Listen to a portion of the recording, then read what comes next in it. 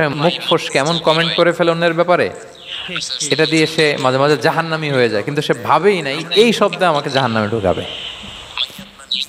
কারণ এই মুখ দিয়ে যা বেরোয় এটা বলতে অনেক সাবধানে। রাসূল ইসলাম বলেছেন, দুইটা অঙ্গের গ্যারান্টি যদি কেউ আমাকে দেয়, আমি তাকে জান্নাতের গ্যারান্টি দেই। মাই আদমান লি মা বাইনা লিহিয়াইহি ওয়া মা বাইনা রিজলাইহি আদমান লাহুল জান্নাহ।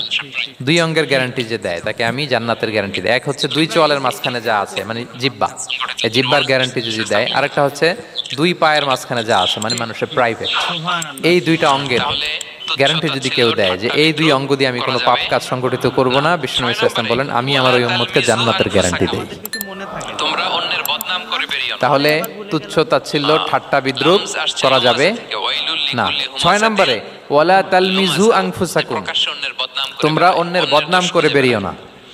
একদল লোক আছে দেখবেন, লামজ আসছে লুমাজা থেকে, ওয়াইলুল লিকুল্লি হুমাজাতিল নিজের দিকে আঙ্গুল যায় না। লুমাজা, কিন্তু এইভাবে যে আরেকজনের প্রকাশ্যে দিকে অন্যের আঙ্গুল বদনাম দিলে করে যে বেড়ায়, তিনটা আঙ্গুল অন্যের নিজের দোষ দিকে খুঁজে যায়, বেড়ায়। এবার ভুলে যায়।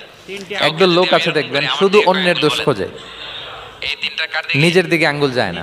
কিন্তু এইভাবে আরেকজনের দিকে আঙ্গুল দিলে যে তিনটা আঙ্গুল নিজের দিকে যায়, এটা আবার ভুলে যায়। নিজেরটা ভাববেন, কাউকে নিজে যদি কি আমি করে? এরকম করি, আমার দিকে কয় আঙ্গুল বলেন? এই তিনটা কার দিকে? আর আরেকজনের দিকে এক আঙ্গুল। তো কাউকে কিছু বলার আগে 3 বার নিজেরটা ভাববেন যে নিজে কি করেন।